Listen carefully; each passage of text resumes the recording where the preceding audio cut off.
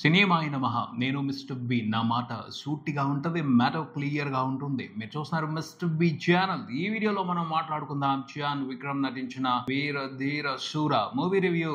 ఈ సినిమా మీద తెలుగు ఆడియన్స్ లో అయితే మంచి అంచనాలు లేవు. ఈ సినిమా కోసం ఎక్కువ మంది ఎదురు చూడలేదు. క్లియర్ గా అర్థమైంది. ఎందుకంటే ఫస్ట్ రోజున నేను వెళ్ళిన షోకి షో పట్టడం కోసం చాలా కష్టపడాల్సి వచ్చింది. 11 మందిని గ్యాదర్ చేస్తే గానీ షో వేయలేదు. దాన్ని బట్టి అర్థమైంది ఈ సినిమా మీద పెద్ద అంచనాలు లేవు తెలుగు ప్రేక్షకుల్లో అని. కానీ ఎవరు అంచనాలు పెట్టుకున్నా పెట్టుకోకపోయినా ఒక్కరు మాత్రం ఈ సినిమా మీద అంచనాలు పెట్టుకున్నారు. ఒక మనసు మాత్రం ఆశ పడింది ఈ సినిమా బాగుండాలి అని. మరి ఆ మనసు ఆశ నెరవేరిందా లేదా మాట్లాడుకుందాం మన సమీక్షలో. కథ విషయానికి వస్తే ఒక్క రాత్రిలో జరిగే కథ ఇది. ఎప్పటి నుంచో ఓ మంచి ఛాన్స్ కోసం ఎదురు చూస్తున్నాడు పోలీస్ ఎస్పీ. వచ్చింది బందరు మిఠాయి లాంటి ఛాన్స్ వచ్చింది. వదిలిపెట్టుకోకూడదు, ఏసి పారేయాలి, తన ప్రత్యర్థిని ఎన్కౌంటర్ లో చంపేయాలి. అందుకు దొరికిన ఛాన్స్ ను ఉపయోగించుకుని మొత్తం సెటప్ చేసుకున్నాడు. పోతే అవతల వాళ్ళు కూడా చిన్న మనుషులు కాదు, వాళ్ళ సెటప్ వాళ్ళకుంది, వాళ్ళ పలుకుబడి వాళ్ళకుంది. సో వాళ్ళకి అర్థమైంది ఎన్కౌంటర్ జరగబోతుంది అని. వాళ్ళ ప్రయత్నాలు వాళ్ళు మొదలు పెట్టారు దాని నుంచి బయటపడటం కోసం. ఆ ప్రయత్నంలో భాగమే ఖాళీని తీసుకొచ్చారు సీన్ లోకి.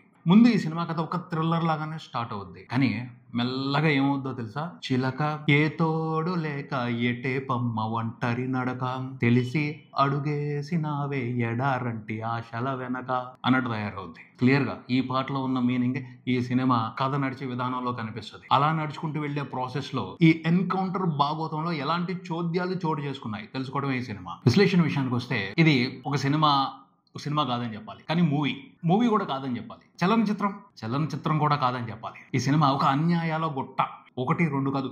ఈ సినిమా అంతా చెప్పుకుంటూ పోతే చాలా అన్యాయాలు ఉన్నాయి. ముందు జరిగిన అన్యాయం ఏమిటో తెలుసా? ఈ సినిమా గాయం చేసింది, లోతుగా గాయం చేసింది. అది ఇప్పుడప్పుడే మానే గాయం కూడా కాదు. ఎవరికి గాయం ఏందో తెలుసా? ఎవరు ఎక్స్పెక్టేషన్స్ పెట్టుకోకపోయినా ఒక మనసు ఈ సినిమా బాగుండాలి అని ఆశపడి ఎక్స్పెక్టేషన్స్ పెట్టుకుంది చూడండి, ఆ మనసే లోతుగా గాయపడింది. అసలు ఎవరు పట్టించుకోలేదు వీర ధీర శూర ఈ ట్రైలర్ బయటకు వచ్చినప్పుడు తెలుగులో. కానీ బాధ్యత తీసుకుని ఆ ట్రైలర్ గురించి బాగా మాట్లాడి ఆ ట్రైలర్ లో డైరెక్టర్ కి ఎక్కడ లేని ఎలివేషన్ ఇచ్చి, ఆహా ఓహో సూపర్ మంచి డైరెక్టర్, ఈ డైరెక్టర్ నుంచి సినిమా వస్తే అదిరిపోద్ది అని ఎంత బిల్డప్ ఇచ్చిందో ఆ మనసు. కానీ ఏం జరిగింది? ఆ డైరెక్టర్ ఏం చేశాడు? గుండెల్లో కొట్టాడు. అసలు ఎక్స్పెక్ట్ చేయని ఎంటర్టైన్మెంట్ అది. అతను ప్రీవియస్ ఫిలిమ్స్ సేతుపతి, రీసెంట్ గా వచ్చిన చిన్న, ఆ 2 సినిమాల్లో కంటెంట్ చూస్తే ఎవరైనా మంచి ఎక్స్పెక్టేషన్స్ పెట్టుకుంటారు. ఆ మనసుకి రియలిస్టిక్ కమర్షియల్ ఎంటర్టైనర్స్ అంటే బాగా ఇష్టం. ఈ డైరెక్టర్ ఆ సబ్జెక్టులని బాగా డీల్ చేస్తుంది. అందుకనే ఊహించుకుంది ఆ మనసు ఈ సినిమా వండర్ఫుల్ గా ఉంటుంది, అద్భుతంగా ఉంటుంది అని ఊహించుకుంది. కానీ ఏం చేశాడు ఈ డైరెక్టర్? ఆ ఊహలన్నింటినీ మడిచి జేబులో పెట్టుకో అన్నట్టు చేశాడు. అలా తీశాడు సినిమాని. మాట్లాడిన బిల్డప్ అంతా కూడా పోయింది, కామెడీ అయిపోయింది. ఆ మనసు ఆ డైరెక్టర్కి ఇచ్చిన బిల్డప్ మొత్తం తుస్సుమంది. ఇంతకీ ఆ మనసు ఎవరిదో తెలుసా? నాకే జరిగింది ఇదంతా. నెక్స్ట్ అన్యాయం ఏమిటి అంటే ఈ సినిమా టైటిల్ కి జరిగింది. వీర ధీర శూర. అసలు ఎందుకు పెట్టారు ఈ సినిమాకి ఆ టైటిల్? ఎందుకు పెట్టారు? చాలా కోపం వస్తుంది. సినిమా చూసేప్పుడు ప్రతి ఒక్కరికి చాలా కోపం వస్తుంది. ఎందుకంటే వీరత్వం ఏది, ధీరత్వం ఏది, శూరత్వం ఏది, ఎక్కడ ఈ సినిమాలో ఇవన్నీను ఎంత వెతికినా దొరకనప్పుడు, అందుకు ఛాన్స్ లేనప్పుడు ఎందుకు పెట్టారు ఈ సినిమాకి ఆ టైటిల్? ఆ టైటిల్కి ఎందుకు అన్యాయం చేశారు? చాలా కోపం వస్తుంది. టైటిల్ మూలంగా ఇవ్వాల్సిన ఇంపాక్ట్ ఇవ్వలేక ఇంకొక మనిషి కూడా బాధపడి ఉంటాడు. అతను జీవి ప్రకాష్ కుమార్. మంచి ట్రాక్ ప్రిపేర్ చేసి పెట్టుకున్నాడు బ్యాక్గ్రౌండ్ స్కోర్ వేయడం కోసం. వీర ధీర శూర అని స్కోప్ ఏది? 2-3 చోట్ల మాత్రమే బలవంతంగా చేశాడు అంతే తప్పించి ఆ ట్రాక్ సరైన ఎలివేషన్స్ ఇవ్వడానికి తన మ్యూజిక్ తో సీన్స్ లేవు. తను చాలా బాధపడి ఉంటాడు. అరే ఇంత మంచి ట్రాక్ చేశాను, దీన్ని ఎక్కడేయాలి అని చాలా బాధపడి ఉంటాడు. 2-3 చోట్ల వేశాడు కానీ అక్కడ కూడా మనకి అవసరమైన ఇంపాక్ట్ రాదు. చేసి పెట్టుకున్నాడు కాబట్టి కొన్ని చోట్ల వేశాడు కానీ లేదు ఇంపాక్ట్. ప్రధానంగా ఈ సినిమాకి సంబంధించి ఎక్కడ అన్యాయం జరిగిందో తెలుసా?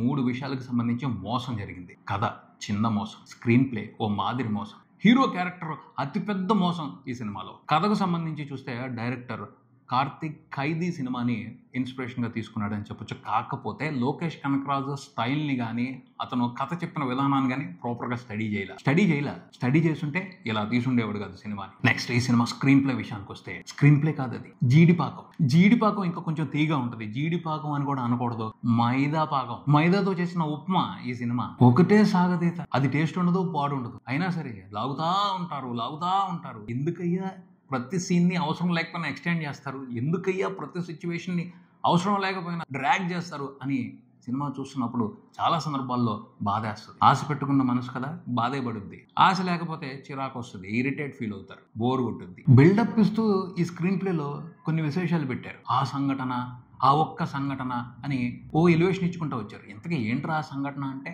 మతిపోద్ది. ఆ సంఘటన అసలు ఎక్స్ట్రీమ్ మైదా పిండి ఉప్మా. ఎందుకు ఆ ఫ్లాష్ బ్యాక్, ఏం చెప్పావు, అసలు ఎందుకు ప్రతి సీన్ ని అలా అనవసరంగా డ్రాగ్ చేస్తున్నావు అని డైరెక్టర్ మీద ఎంత కోపం వస్తుందో, పిచ్చ కోపం వస్తుంది. రియలిస్టిక్ సినిమాలు తీయొచ్చు, కానీ రియలిస్టిక్ సినిమాలతో కూడా పేషెన్సీని ఎంత దారుణంగా టెస్ట్ చేస్తారు అని ఈ సినిమా చూసి తెలుసుకోవచ్చు. అది ఓ టాలెంట్ ఉన్న డైరెక్టర్, ఆల్రెడీ ఆడియన్స్ ని తన టాలెంట్ తో ఇంప్రెస్ చేసిన డైరెక్టర్ ఇలా కన్ఫ్యూజ్ అవటం, ఓ క్లారిటీ లేకుండా సీన్స్ ని సిచ్యువేషన్స్ ని డ్రాగ్ చేసి పారేయటం చాలా బాధ అనిపిస్తుంది. అందరికీ బాధ అనిపించకపోవచ్చు, ఆశ పెట్టుకున్న మనసులకి బాధ అనిపిస్తుంది. క్లైమాక్స్, ఈ సినిమా క్లైమాక్స్ లో కూడా ఇదే తతంగం. ఏంటయ్యా, ఎందుకయ్యా ఇదంతా, ఏం చేస్తున్నారు మీరంతా, ఏంటి గలాబా అని బుర్ర బద్దలు కొట్టేసుకుంటారు. బుర్రపాడ్ ఎక్స్పీరియన్స్ అంతే, బుర్రపాడ్ ఎంటర్టైన్మెంట్ అంతే. అందులో కిక్ ఉండదు బాబు, వదిలిపెట్టితే వెళ్ళిపోతాం, పారిపోతాం థియేటర్ నుంచి అన్న ఫీలింగ్ ఉంటుంది. సినిమా స్టార్టింగ్ బాగుంది, అసలు స్టార్ట్ అవటం భలే ఇంట్రెస్టింగ్ పాయింట్ ని ప్లాన్ చేశారు. ఆ తర్వాత థ్రిల్లర్ ఎలిమెంట్స్ వస్తాయి, ఎన్కౌంటర్ గురించి జరిగిన సెటప్, దాని చుట్టూ ఏర్పడిన సీరియస్ వాతావరణం భలే ఉంటది. కానీ ఎప్పుడైతే హీరో క్యారెక్టర్ కథలోకి వచ్చిందో అక్కడి నుంచి మొదలైందయ్యా ముసలం.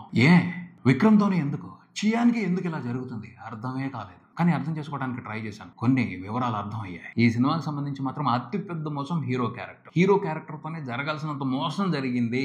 ఏంటంటే టైటిల్ ఏం పెట్టారు, వీర ధీర శూర అని పెట్టారు. ఆ క్యారెక్టర్ ఏం చేస్తూ ఉంటుంది, కిరాణా షాప్ పెట్టుకుని కామ్గా బతుకుతూ ఉంటుంది. క్రిమినల్ యాక్టివిటీస్లోకి నన్ను లాగొద్దు అంటూ ఉంటుంది. అయినా వచ్చి బతుకులాడారు. కానీ మనోడు ఏం చేస్తూ ఉంటాడు, సినిమా మొదలైన దగ్గర నుంచి మనోడు ఆన్సర్ ఒకటే, నన్ను ఇన్వాల్వ్ చేయొద్దు అన్నా, నన్ను ఇన్వాల్వ్ చేయొద్దు, పోలీస్ భయ్యా నన్ను ఇన్వాల్వ్ చేయొద్దు అంటాడు. అయినా వెళ్తాడు. వెళ్ళిన కాడి నుంచి ఏం చేస్తూ ఉంటాడు, నన్ను వదిలెట్టేయండి నేను వెళ్ళిపోతాను, నన్ను వదిలిపెడితే నేను ఇంటికి వెళ్ళిపోతాను, నా కుటుంబం ఉంది నేను వెళ్ళిపోతాను, ఏకాడికి తప్పించుకుందామని చూస్తూ ఉంటాడు. అరే నువ్వు తప్పించుకోవాలనుకున్నవాడు ఎందుకు వచ్చావు, వీర ధీర శూర అని టైటిల్ ఎందుకు పెట్టుకున్నావు, అసలు ఆ టైటిలే రాంగ్.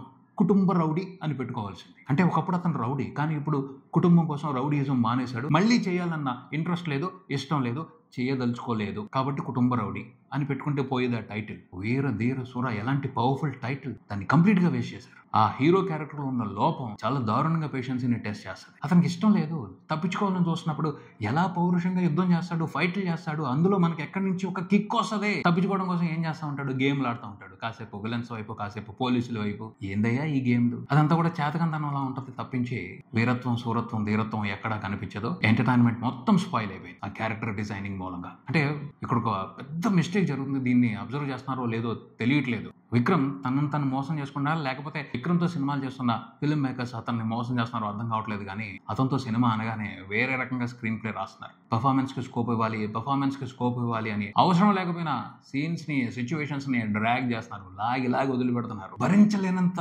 దారుణంగా డ్రాగ్ చేస్తున్నారు. అవసరం లేదంతా. చిన్న మూమెంట్స్ తో కూడా విక్రమ్ అద్భుతంగా పెర్ఫార్మ్ చేసి తనలో ఉన్న బెస్ట్ యాక్టర్ తో వండర్ఫుల్ ఎంటర్టైన్మెంట్ ఇవ్వగలడు. రాంగ్ క్యాలిక్యులేషన్స్ పెట్టుకుని అందరూ ఆడుకుంటున్నారు, విక్రమ్ తో ఆడుకుంటున్నారు, విక్రమ్ ఫ్యాన్స్ తో ఆడుకుంటున్నారు. లెందీగా సీన్ ని నడిపిస్తేనే ఎంటర్టైన్మెంట్ రావాలి అనేవి రూల్ లేదు. చిన్న మూమెంట్స్ తో కూడా, చిన్న ఎక్స్ప్రెషన్స్ తో కూడా టెర్రిఫిక్ ఎంటర్టైన్మెంట్ ఇవ్వగలడు విక్రమ్. రాంగ్ క్యాలిక్యులేషన్ తో వరుసగా ప్లాప్లు ఇస్తున్నారు విక్రమ్ ఫ్యాన్స్ ని ఆయన నుంచి దూరం చేస్తున్నారు. ఇది మాత్రం నా దృష్టిలో విక్రమ్ కి జరుగుతున్న గ్రేట్ అన్యాయం. ఎంత కష్టపడుతున్నాడు, అతని కష్టం కనపడుతుంది. అసలు క్లైమాక్స్ లో ఫైట్ లో పీల్చి పిప్పి చేశారు. దాన్ని ఇష్టపడుతున్నాడు, అలా కష్టపడటాన్ని ఇష్టపడుతున్నాడు. ఉపయోగం ఏమిటి? అంత కష్టపడితే ఆడియన్స్ కి ఎంటర్టైన్మెంట్ రావాలి కదా, బోర్ కొట్టకూడదు కదా, ఇరిటేషన్ రాకూడదు కదా. విక్రమ్ మాత్రం ఒకసారి పునరాలోచించుకోవాలి, లేకపోతే ఆయన ఫ్యాన్స్ దూరం అయిపోతారు, చాలా దూరం అయిపోతారు. చాలా రాంగ్ జరుగుతుంది ఆయన క్యారెక్టరైజేషన్స్కి సంబంధించి, ఆయన పర్ఫార్మెన్స్కి స్కోప్ ఇవ్వాలని. అవసరం లేకపోయినా స్క్రీన్ ప్లేని డ్రాగ్ చేసి వ్యవహారాలు పెట్టుకోకూడదు దయచేసి. ఈ మధ్యన విక్రమ్ సినిమాలో ఇది రెగ్యులర్గా కనపడుతున్న మిస్టేక్, మళ్ళీ చేస్తున్న మిస్టేక్. పోతే ఒక విషయం మాత్రం ఈ సినిమాలో నాకు బాగా నచ్చింది. అదేమిటి అంటే 30 years పృథ్వీ సూపర్ రోల్ పడింది. స్ట్రాంగ్ రోల్, సీరియస్ రోల్, అది కామెడీ చేయలే ఎక్కడ కూడా. ఆశ్చర్యం వేసింది. ఆ రోల్లో పృథ్వీ వండర్ఫుల్ గా పెర్ఫార్మ్ చేశారు. టాలెంటెడ్ యాక్టర్ అతను. కానీ ఇక్కడ ఏం చేస్తారు, ఓవర్ నా బత్తాయో జింగ్ అని కామెడీకే పరిమితం చేస్తున్నారు ఆయన కోసం మంచి సీరియస్ క్యారెక్టర్స్ రాస్తే వండర్ఫుల్ గా ఉపయోగపడతాడు, మనం ఎక్స్పెక్ట్ చేయని విధంగా ఉపయోగపడతాడు. ఈ సినిమా చూస్తే అర్థం అవుద్ది ఎంత డెప్త్ గా సీరియస్ పర్ఫార్మెన్స్ ఆయన ఇవ్వగలడు. సరిగ్గా క్యారెక్టర్స్ ప్రిపేర్ చేయకుండా తెలుగులో ఉన్న చాలా మంది టాలెంటెడ్ ఆర్టిస్టుల్ని మనం ఉపయోగించుకోవట్లేదు అని అర్థం అవుద్ది పృథ్వీ పర్ఫార్మెన్స్ ని ఈ సినిమాలో చూస్తే. అంత బాగా చేశారు ఆయన. ఓ క్యారెక్టర్ లో అతనికి పేరు వచ్చింది అంటే అలాంటి క్యారెక్టర్లే 100 చేపిస్తారు, 500 చేపిస్తారు, 1000 చేపిస్తారు. అంతేగాని